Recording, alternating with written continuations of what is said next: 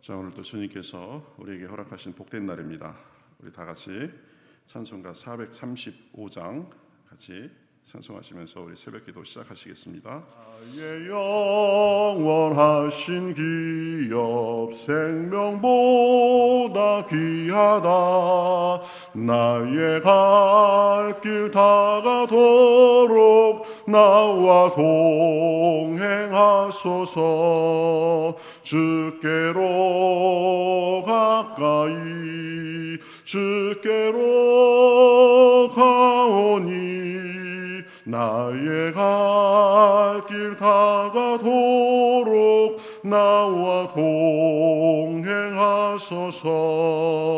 세상 부귀 안일함과 모든 명예 버리고 험한 길을 가는 동안 나와 동행하소서. 주께로 가까이 주께로 가오니 나의 갈 길 다가도록 나와 동행하소서. 어두운 골짝 지나가며 험한 바다 건너서 동문에 이르도록 나와 동행하소서. 주께로 가까이 주께로 가오니 나의 갈 길 다가도록 나와 동행하소서.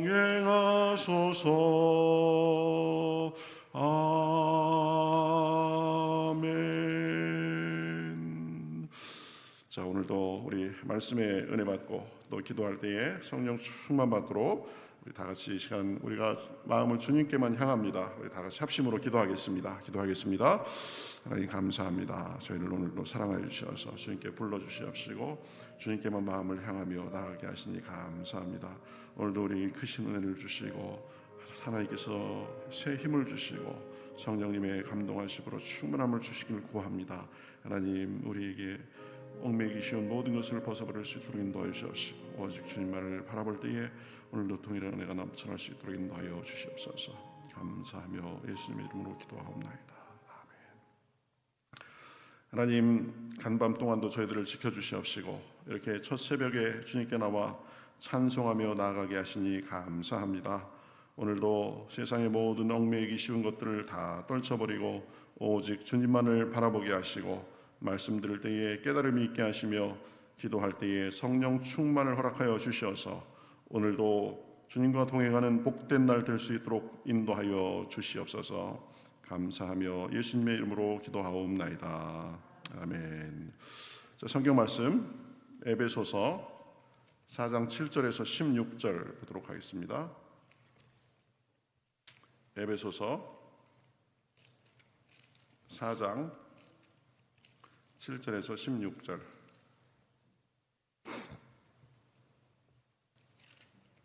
에베소서 4장 7절에서 16절. 우리 같이 한 절씩 교독하시겠습니다. 우리 각 사람에게 그리스도의 선물의 분량대로 은혜를 주셨나니 이르기를 그가 위로 올라가실 때에 사로잡혔던 자들을 사로잡으시고 사람들에게 선물을 주셨도다 하였도다. 올라가셨다 하였은즉 땅 아래 낮은 곳으로 내리셨던 것이 아니면 무엇이냐. 내리셨던 그가 곧 하늘 위에 오르신 자니 이는 만물을 충만하게 하려 하심이라. 그가 어떤 사람은 사도로 어떤 사람은 선지자로 어떤 사람은 복음 전하는 자로 어떤 사람은 목사와 교사로 삼으셨으니 이는 성도를 온전하게 하여 봉사의 일을 하게 하며 그리스도의 몸을 세우게 하려 하심이라. 우리가 다 하나님의 아들을 믿는 것과 아는 일에 하나가 되어 온전한 사람을 이루어 그리스도의 장성한 분량이 충만한 데까지 이르리니 이는 우리가 이제부터 어린아이가 되지 아니하여 사람의 속임수와 간사한 유혹에 빠져 온갖 교훈의 풍조에 밀려 요동하지 않게 하려 함이라. 오직 사랑 안에서 참된 것을 하여 범사에 그에게까지 살을지라. 그는 머리니 곧 그리스도라. 그에게서 온몸이 각 마디를 통하여 도움을 받음으로 연결되고 결합되어 각 지체의 분량대로 역사하여 그 몸을 자라게 하며 사랑 안에서 스스로 세우느니라. 아멘. 자, 오늘 여러분 하나님께서 또 불러주셨습니다. 하나님께서 우리를 불러주시고 또 말씀으로 우리를 채워주시고 기도할 때에 성령의 충만함을 부어주시는 줄 믿습니다. 하나님께서 이렇게 새벽부터 깨워서 기도하게 하시고 또 그렇게 하는 것이 굉장한 은혜이고 또 특권인 줄 믿습니다. 여러분의 기도를 통해서 여러분 개인의 신앙 그리고 가정 그리고 여러분 주변 그리고 우리 교회가 더 굳건해지고 든든하게 서가도록 주님께서 우리를 사용하고 계시리라 믿습니다. 참 복된 그런 역할을 감당하고 계십니다. 교회가 기도의 불이 먼저 활활 타올라야 되는데 여러분들이 그러한 일에 선봉에 서 있는 분들이다 이렇게 생각합니다. 자, 오늘은 에베소서 4장 7절에서 16절. 에베소서 4장부터는 1장부터 3장까지는 교리적인 부분을 다루고, 그래서 우리가 한마디로 말하면 자격이 없는 사람들이지만 예수 그리스도의 십자가의 공로로 인해서 하나님의 자녀가 되었다. 그래서 하나님의 은혜를 받은, 하나님의 사랑을 받는 그런 백성으로 산다. 그런 부분에 대해서 얘기했고, 자, 그러면 예수 그리스도의 그 십자가의 은혜를 인하여서 그렇게 큰 어떤 하나님의 사랑을 받는 자들이라면 어떻게 살아야 되는가? 그래서 4장부터 6장까지는 삶의 자세에 대해서, 우리가 삶이 어떠해야 되는가에 대해서 가르쳐 준다고 했습니다. 그래서 우리 삶에 있어서 중요한 자세, 근본적인 자세는 뭐냐면 부르심을 받은 일에 합당하게 행하는 것입니다.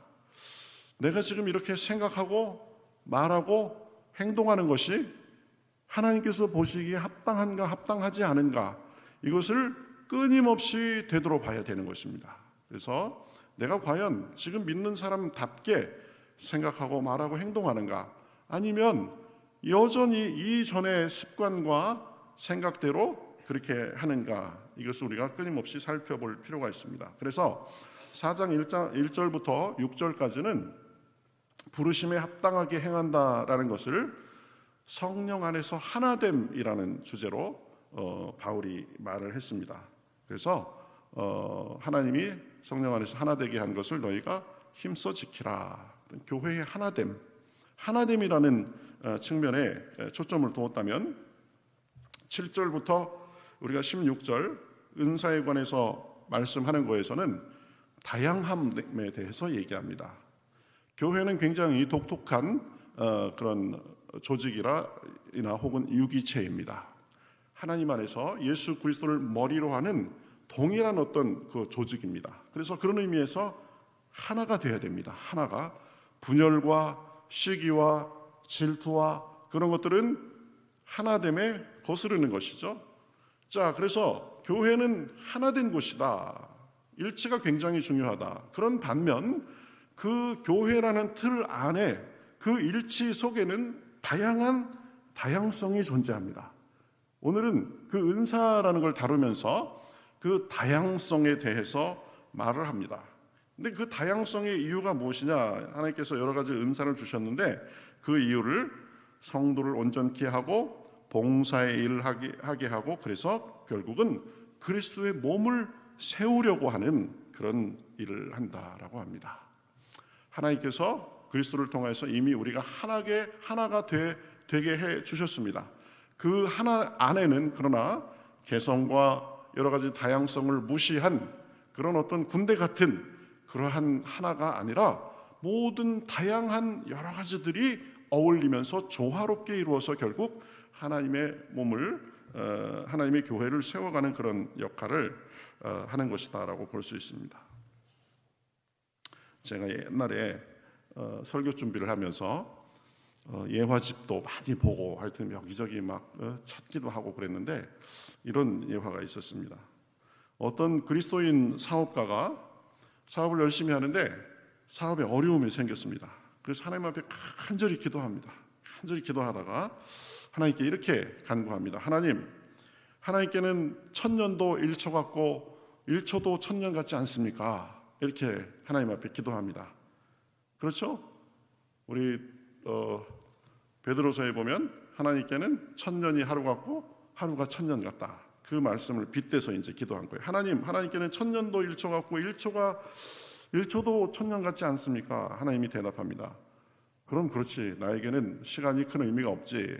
또 기도합니다.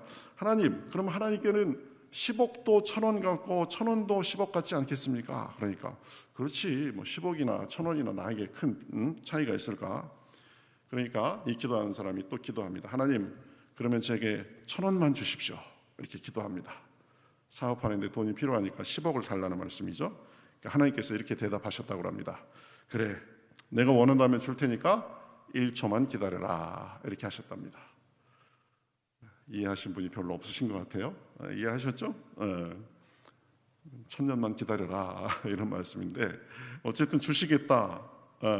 안 주시지는 않겠다. 그렇지만 네가 1초만 기다려라, 1,000년만 기다려라 이런 의미인데 하나님께서는 우리가 구하면 주시는 분이다. 그죠? 그래서 우리에게 주시는 분인데 이 예화는 물론 그 하나님의 주심을 좀 그 유머를 섞어서 한 그런 건데요. 어쨌든 하나님께서 우리에게 주시는 분이다. 그런데 그래서 사실은 처음부터 주고 시작하신 거죠. 예수 그리스도를 통해서 자기 자신을 주시고 그래서 우리에게 구원을 주시고 또 자녀의 신분을 주시고 또 우리의 잘못에 큰 잘못, 우리의 죄에 대해서 용서도 주시고 또 우리가 살면서 필요한 것이 있으면 그거 가지고 구하면 또 생활에 필요한 것도 주시고 그런데 오늘은 우리 하나님께서 우리에게 은사를 주셨다라는 것에 대해서 말씀합니다. 그래서 7절에 보면 이렇게 말씀하시죠. 우리 각 사람에게 그리스도의 선물의 분량대로 은혜를 주셨나니. 자, 하나님께서 은혜를 주셨다. 여기서는 이 은혜는 은사를 말씀한다고 볼 수 있습니다. 하나님께서 우리에게 은사를 주셨다. 그런데 두 가지를 얘기합니다. 첫 번째는 우리 각 사람에게 은사를 주셨다라는 것입니다. 각 사람에게 은사를 주셨다. 어떤 사람에게는 주고 어떤 사람에게는 주지 않고 그런 것이 아니라 우리가 믿는 우리 각 사람에게 우리에게 필요한 은사를 주셨다라는 것입니다. 그래서 나는 은사를 받은 것이 없어. 저 사람은 참 은사가 많은 것 같은데 왜 나에게는 은사가 없을까? 이렇게 생각하는 거 틀린 거라는 거죠. 하나님께서 나에게도 은사를 주셨다라는 사실을 분명히 알 필요가 있습니다. 그래서 그 은사를 어떤 사람은 아직 발견하지 못하고 개발하지 못하고 썩혀두고 있는 것일 수 있죠. 어쨌든 하나님께서 각 사람에게 우리 한 사람 한 사람에게 하나님께서 보시기에 가장 적절한 은사를 주셨다라는 걸 여러분 꼭 기억할 필요가 있습니다. 그 다음에 또 하나는 각 사람에게 그리스도의 선물의 분량대로 은혜를 주셨다라고 말씀합니다. 각 사람에게 주셨는데 그 선물이 동일하게 동일한 양과 동일한 형태로 주신 것이 아니라 하나님 예수 그리스도께서 예비하신 예수 그리스도께서 적당하다고 생각하시는 것을 조금씩 다르게 주셨다라는 것입니다. 그죠? 그리스도의 선물의 분량대로. 선물은 균등하게 줘야 되는데 왜 선물의 분량대로 이렇게 좀 다양하게 주셨는가? 똑같은 거를 모든 사람에게 다 주면 그 유기체에서는 별로 그렇게 다양하게 쓸 일이 없습니다. 그렇죠? 네, 여기 지금 여기 여러분들이 계신데 그래도 뭔가 우리가 모여서 무슨 일을 하려면 다양하게 재주도 있고 다양하게 조금씩 다른 것이 있어야 그걸 모아서 같이 쓰면은 더 큰 효과를 낼 수 있죠. 똑같은 것을 똑같은 양만큼 주면은 별로 그렇게 좋은 것이 아닙니다. 그래서 우리 주님께서 우리에게 은사를 다양하게 주신 의도가 바로 그것이 아닌가 우리가 읽어볼 수 있습니다. 자, 하나님께서 우리 각 사람에게 그리스도의 선물의 분량대로 다양하게, 그죠? 은사를 주셨다. 그 근거가 무엇인가? 8절에서 10절에 보면 예수님께서 뭐 올라가셨다, 뭐 땅에 내려오셨다, 뭐 이런 말씀하셨는데 결국은 예수님의 이 땅에 오심과 그리고 이 땅에서의 사역을 마치고 다시 하늘로 올라가신 하나님 예수님의 성육신, 그리고 이 세상에서의 복음을 전파하시고 또 그 십자가에서 죽으시고 부활하시고 그리고 마침내는 다시 아버지께로 돌아간 승천까지의 그 역사를 얘기합니다.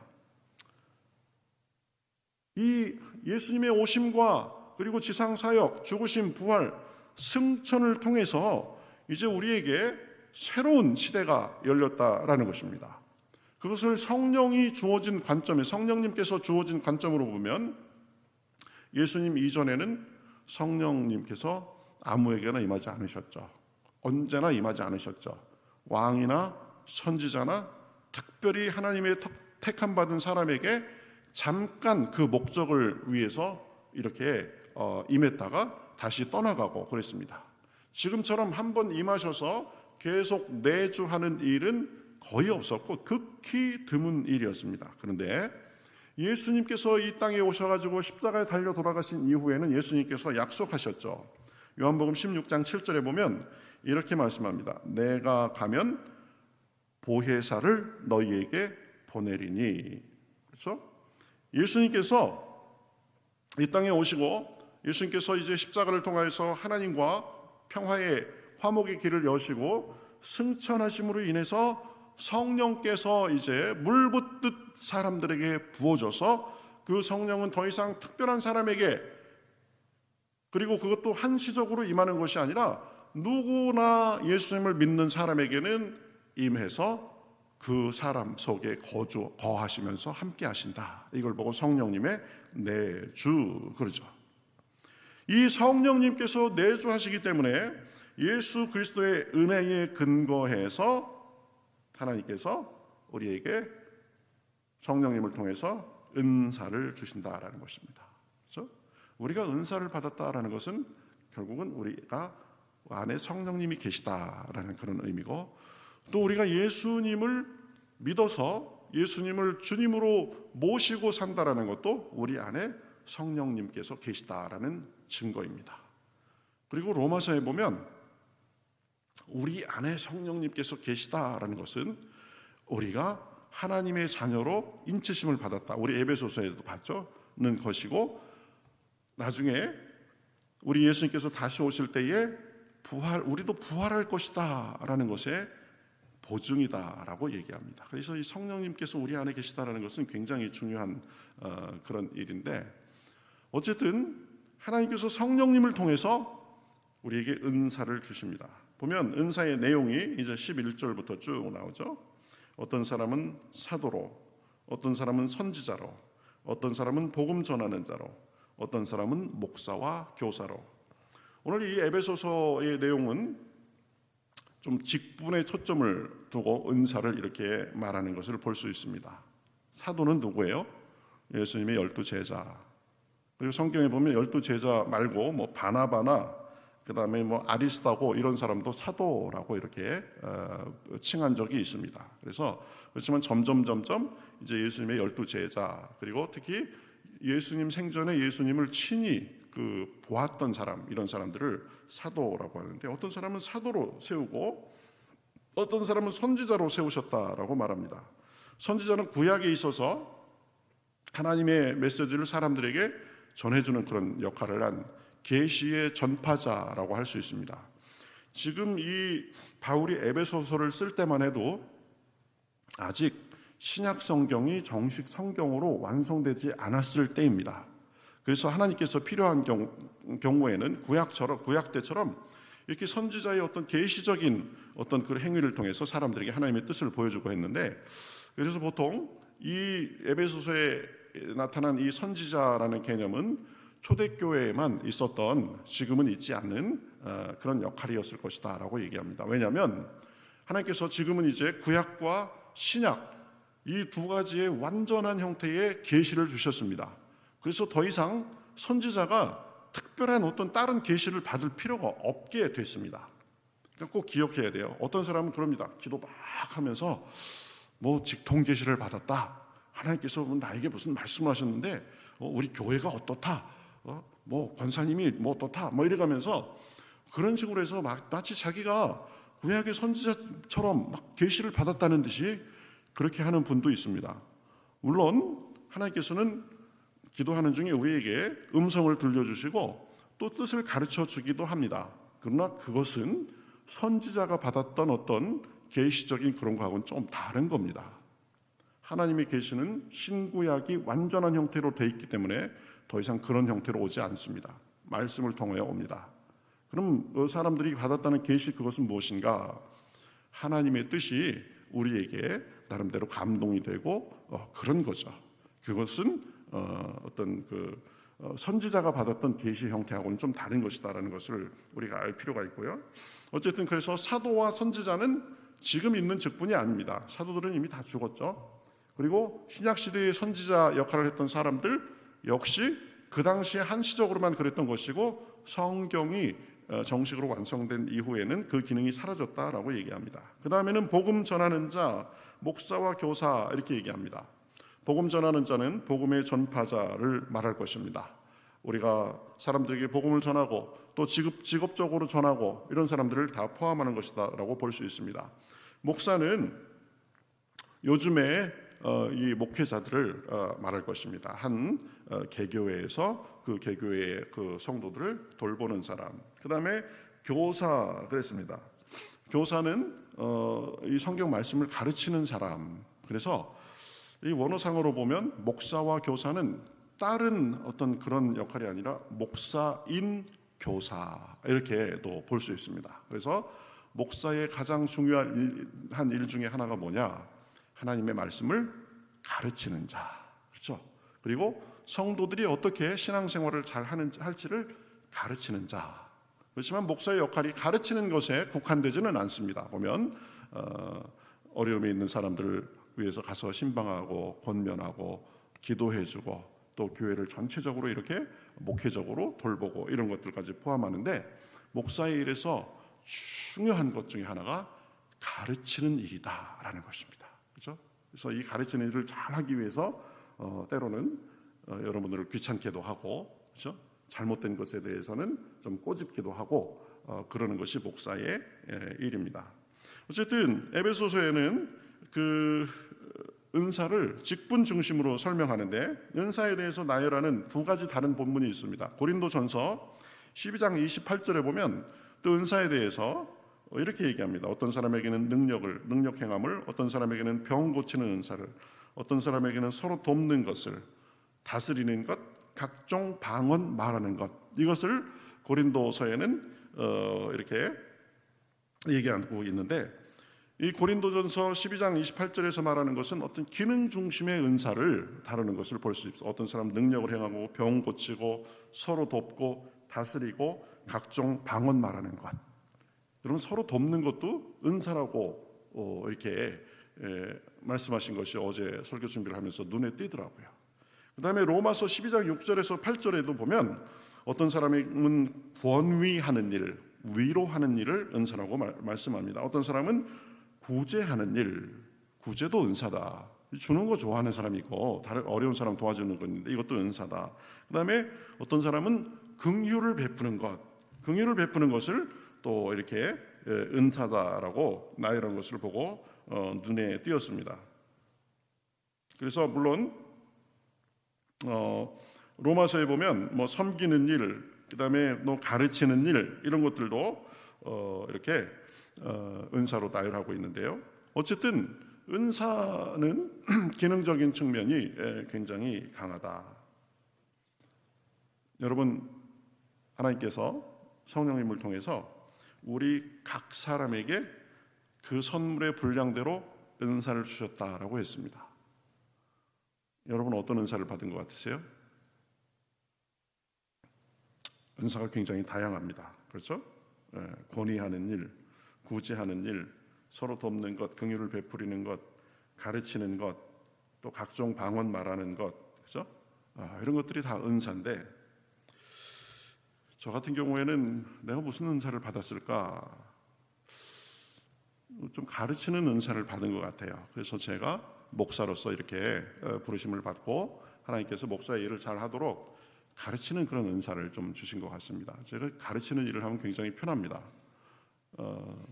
나중에 저하고 여러분 그 성경 공부 같은 거, 제자 훈련 프로그램 같은 거 이런 거 할 텐데 그러면 아주 굉장히 마음이 편하고 자연스럽게 좀 잘 해나가는 그런 편입니다.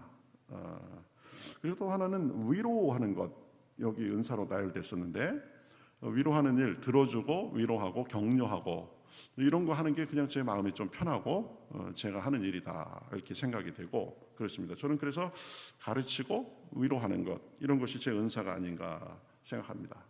여러분은 어떤 게 은사가 있으세요? 성경에 나열하진 은사 말고도 여러 가지 은사가 있는 것 같습니다. 어떤 분은 제가 알고 있는 그 전에 교회에서 알고 있는 어떤 분은 교회에 처음 딱 왔는데 그래서 이제 식당에서 밥을 먹는데 그 식당에서 그 앞치마를 두르고 식당 안에서 열심히 일하는 사람들이 그렇게 부럽더래요. 내가 저 일을 해야 되는데 막 사모함이 막 있을 정도로 그렇더래요. 근데 그분은 그래가지고 주방 일하고 또 교회 행사 있어가지고 뭐 음식 부탁하고 하면 굉장히 좋아합니다. 막 전날 밤에 집사님 어떻게 하죠? 내일 일이 있어가지고 우리 김밥이 필요한데요. 그러면 몇 개 써야 돼요? 한 150줄 필요합니다. 그러면 그렇게 많이요? 이렇게 안 하고 알았어요. 제가 내일까지 준비할게요. 아침까지 딱 해오십니다. 지금은 큰 교회에서 저 주방 팀장도 하시고 이런 분인데 다 다른 것 같아요. 보면 은사가. 저 같은 사람 보고 만약에 주방에 가서 일해라 그러면은 저는 참 아주 답답하고 이거 교회 가면서 굉장히 부담될 텐데 다 다릅니다. 여러분은 어떤 게 은사세요? 네. 은사에 있어서 세 가지 판별식을 얘기합니다. 여러분 은사를 한번 잘 생각해 보세요. 첫 번째, 내가 좋아해야 된다. 그 일에 대해서. 저는 가르치는 일이 좋다고 그랬죠. 그죠? 위로하고 권면하는 일이 좋다고 그랬죠. 내가 좋아해야 됩니다. 그리고 거기에 대해서 나름대로 재능도 있어야 됩니다. 재능. 그래? 좋아해야 된다. 재능도 있어야 된다. 그 다음에 또 하나 중요한 것은 열매가 있어야 됩니다. 나는 좋아하고 나에게 재능이 있는데 열매가 없다. 이러면 내가 이 은사가 아니구나 생각할 필요가 있습니다. 그렇죠? 그래서 내가 좋아해야 된다. 거기에 나름대로의 재능이 있어야 된다. 또 하나는 열매가 있어야 된다. 하나를 덧붙이자면 다른 사람들도 그러한 점을 인정해주면 그것은 그 사람의 완전한 은사다라고 할 수 있습니다. 어떤 사람은 몸으로 움직이는 그런 은사가 더 개발되신 분도 있고 어떤 사람은 또 이렇게 말과 어떤 생각 이런 거로 더 쓰임새가 있는 은사가 있고 그런데 어쨌든 중요한 것은 우리 각 사람에게 하나님께서 선물의 분량대로 주셨다라는 것을 기억하고 나에게는 은사가 무엇인가 그리고 이렇게 은사가 주어진 것이 성령님께서 나에게 주신 것이다. 결국 나에게 성령님께서 계시다라는 것에 대한 증거다라고 생각하시고 한번 여러분의 은사에 대해서 생각해 보실 수 있는 그런 시간이 됐으면 좋겠습니다. 내일은 하나님께서 우리에게 은사를 주시는 목적이 무엇인가 우리 뒷부분에 묘사하고 있는데요. 그것을 세 가지 정도로 살펴보도록 하겠습니다. 어쨌든 오늘은 하나님께서 우리에게 각 사람에게 선물의 분량대로 은사를 주셨다. 그것은 성령님의 선물이시다. 그래서 내가 좋아하고 또 재능도 있고 그리고 열매가 있으면 그것이 은사다라는 것을 우리가 살펴보았습니다. 여러분들도 은사를 개발해서 은사를 활용하고 그래서 우리 예수 그리스도의 몸을 세우는 일에 쓰임 받을 수 있으시기를 바라겠습니다.